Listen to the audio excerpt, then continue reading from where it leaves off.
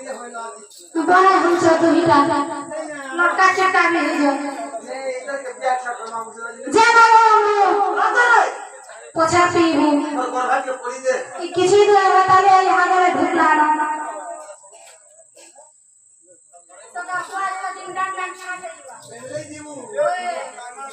जना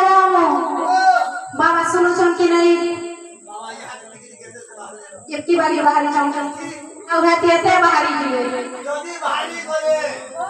कोई पोसा घर में खाने दीबू है नोरस काहे में लागी कहां तक ढाकी ढाकी आ चका